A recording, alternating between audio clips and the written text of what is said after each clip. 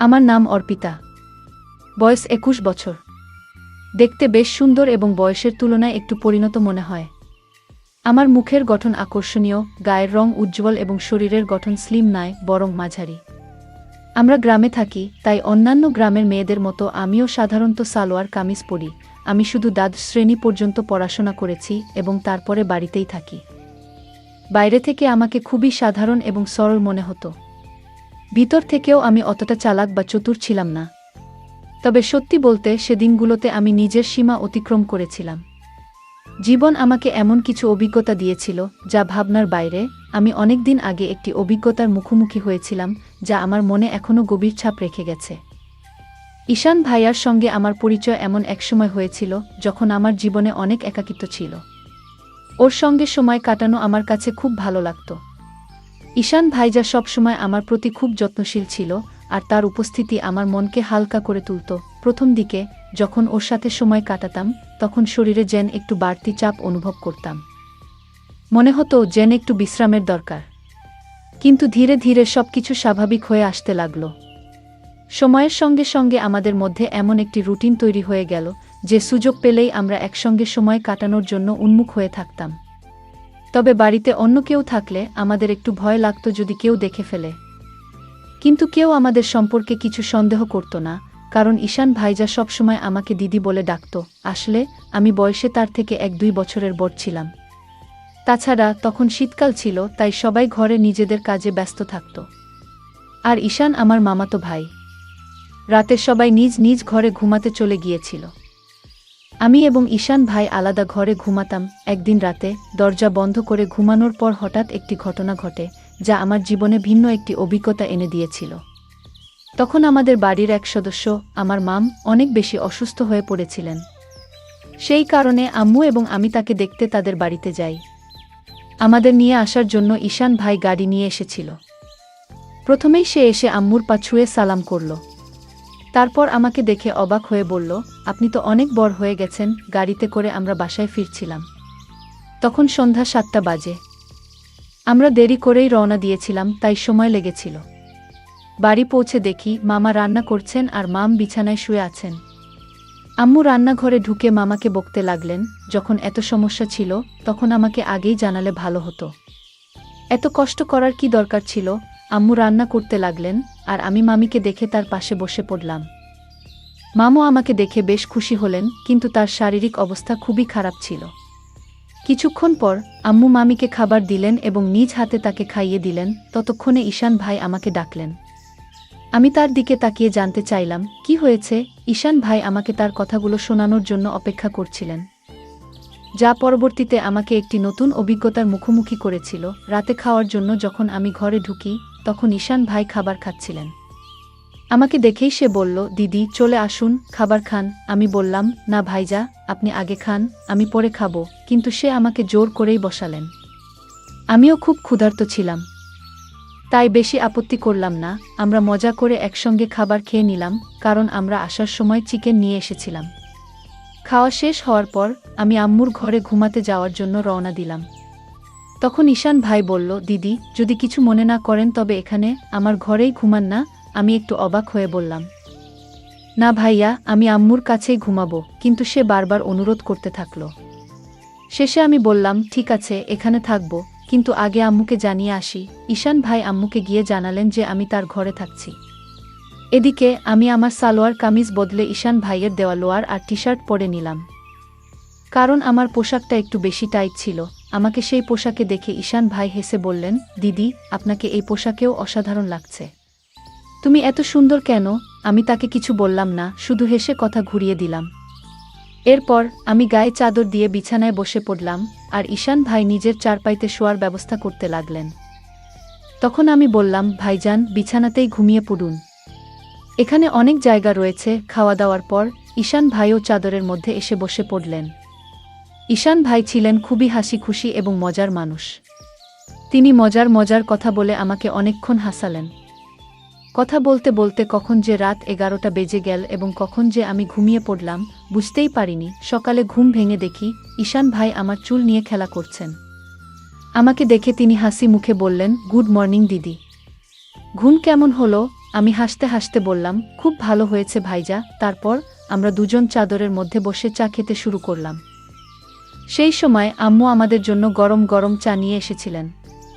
সকালটা খুবই ঠান্ডা ছিল, তাই চাদরের মধ্যেই চা খাওয়া হলো। ঈশান ভাই তখন বারবার আমার দিকে তাকাচ্ছিলেন। আমি হাসি মুখে জিজ্ঞেস করলাম, কি ভাইজা, এমন করে তাকিয়ে আছেন কেন? তিনি মজা করে বললেন, আপনার চোখ দুটো খুব বড় এবং সুন্দর। সত্যি বলতে দিদি, আপনার চোখের দিকে তাকালে মন ভালো হয়ে যায়। আমি মজা করে তাকে জিজ্ঞেস করলাম, সকালে আমি যখন ঘুমিয়েছিলাম তখন তুমি কি করছিলে? তিনি একটু হেসে বললেন, কিছু না দিদি, আপনার চুল ঠিক করছিলাম। ঈশান ভাই দেখতে বেশ সুদর্শন ছিলেন। তার মুখে তখনও দাড়ি-গোঁফ আসেনি। তার ত্বক খুবই পরিষ্কার ছিল এবং আমার চেয়ে সামান্য কম লম্বা ছিলেন। তার এমন কিছু আচরণ মাঝে মাঝে আমাকে একটু অবাক করত। সকালটা বেশ ব্যস্ততার মধ্যে শুরু হয়েছিল। আম্মু ঘরের কাজকর্ম নিয়ে ব্যস্ত ছিলেন আর মামা কাজের জন্য তৈরি হচ্ছিলেন। আমি আম্মুর কাজে সাহায্য করতে লাগলাম। এর মধ্যেই মামা খাবারের প্যাকেট নিয়ে কাজে বেরিয়ে গেলেন। আমার সকালে স্নান করার অভ্যাস অনেক দিনের, তাই প্রতিদিনের মতো আমি স্নান করতে বাথরুমের দিকে যাচ্ছিলাম। কিন্তু আমি জানতাম না যে ঈশান ভাইও এই সময় স্নান করেন। বাথরুমের দরজা খোলার সঙ্গে সঙ্গে আমি লজ্জায় লাল হয়ে গেলাম এবং দ্রুত নিজের ঘরে ফিরে এলাম। ঈশান ভাই তখন স্নানে ব্যস্ত ছিলেন। তার মুখে সাবান ছিল এবং তিনি আমাকে দেখতেও পাননি। কিন্তু আমি এতটাই লজ্জা পেয়ে গিয়েছিলাম যে সেই দৃশ্য বারবার আমার মনে ভেসে উঠছিল। আমি ঘরে বসে নিজের মতো করে কিছু একটা ভাবছিলাম আর একা একাই হাসছিলাম। ঠিক তখনই ঈশান ভাই স্নান সেরে ঘরে এলেন। আমাকে একা একা হাসতে দেখে তিনি মজা করে বললেন, কি হলো দিদি, আজ তো বেশ খুশি লাগছে। ঈশান ভাইয়ের কথা শুনে আমি একটু চুপ হয়ে গেলাম এবং বললাম, না ভাইজান, তেমন কিছু না, আপনার কথাই ভাবছিলাম। তিনি ফোন চালাতে চালাতে পাশে বসে বললেন, আমার ব্যাপারে এমন কি ভাবছিলে যে এত হাসি পাচ্ছে? আমি একটু হেসে বললাম, না ভাইজান, থাক, এটা বলার মতো কিছু নয়। কিন্তু ঈশান ভাই তখন জিদ ধরে বসলেন, না দিদি, বলো না। না বললে আমি ভুল কিছু মনে করব। তখন আমি বললাম, প্লিজ ভাইজান, এটা নিয়ে আর কিছু ভাববেন না। এরপর আমি তাড়াতাড়ি উঠে স্নানে চলে গেলাম। স্নান শেষে আমি নিচে হাফ প্যান্ট আর টপ পরে ফিরলাম। তখনও ঈশান ভাই সেখানেই বসেছিলেন। স্নানের সময় আমি চুলও ধুয়েছিলাম, তাই ঘরে ফিরে চুল শুকোচ্ছিলাম। মজা করার জন্য আমি জেনে বুঝেই পানি একটু ঈশান ভাইয়ের দিকে ছিটাচ্ছিলাম। এটা দেখে হঠাৎ ঈশান ভাই উঠে দাঁড়ালেন এবং আমার চুল ধরে আমাকে বিছানায় বসিয়ে দিলেন। তার আচরণে আমি রাগ করে উঠে বললাম, এটা কি হচ্ছে ঈশান? রাগের বশে আমি তার হাতে একটি মৃদু আঘাত করলাম। এরপর ঈশান ভাই কোনো কথা না বলে চুপচাপ ঘর থেকে বেরিয়ে গেলেন। তার এই আচরণে আমিও কিছুটা হতবাক হয়ে গেলাম। আমার মনে খুব আফসোস হচ্ছিল যে হয়তো আমাকে এটা করা উচিত ছিল না। কিন্তু আমি জানতাম ঈশান ভাই যা করতে যাচ্ছিলেন তাতে যদি আমি তাকে থামাতে কোনো পদক্ষেপ না নিতাম তবে হয়তো তিনি থামতেন না। এরপর আমি তাড়াতাড়ি নিজের চুল ঠিক করলাম এবং গোসল করে আম্মুর কাছে চলে গেলাম। আম্মু শুধু মামির কথা ভাবছিলেন। তিনি ওনার জন্য ওষুধ দেখিয়ে দিয়েছিলেন, গোসল করিয়ে দিয়েছিলেন এবং খাবারও প্রস্তুত করে রেখেছিলেন। তখন আম্মু বললেন, তাড়াতাড়ি ঈশানকে ডেকে আনো। সে গরম গরম খাবার খেয়ে নিক, পরে খাবার ঠান্ডা হয়ে যাবে। আমিও জানতাম যে ঈশান ভাই আমার উপর রেগে আছেন। যখন আমি তাকে ডাকতে গেলাম দেখলাম তিনি ছাদের উপর আছেন। ঈশান ভাই ছাদের উপর বসে ফোনে কিছু দেখছিলেন। আমি পেছন থেকে ডাক দিলাম, ভাইয়া, নিচে চলে আসো। আম্মু খাবারের জন্য ডাকছেন, কিন্তু তিনি কোনো উত্তর দিলেন না। তখন আমি আরও কাছে গিয়ে তার কাছে সরি বলতে লাগলাম, ভাইজা, দয়া করে আমাকে ক্ষমা করে দাও। রাগের মাথায় এমনটা করে ফেলেছি। তবু তিনি চুপ করে থাকলেন এবং আমাকে উপেক্ষা করতে লাগলেন। আমি আরও কাছে গিয়ে তার হাত ধরে বললাম, ভাইজা, ভুলটা শুধু আমার নয়, তোমারও। তুমি আমার চুল এত জোরে টেনে ধরেছিলে, তাই আমার রাগ উঠে গিয়েছিল।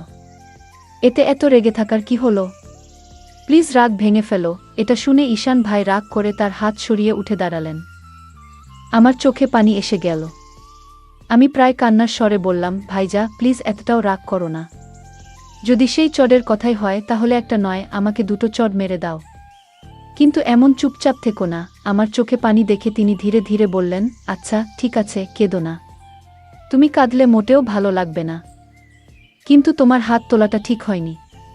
ঠিক আছে, এবার চলো খাবার খাই। আমি আবার বললাম, তুমি আগে বলো যে তুমি আমাকে মাফ করে দিয়েছ। ভাইজা হেসে বললেন, এই যে, এবার থামো। খুব বেশি মাফ চেয়ে ফেলেছ।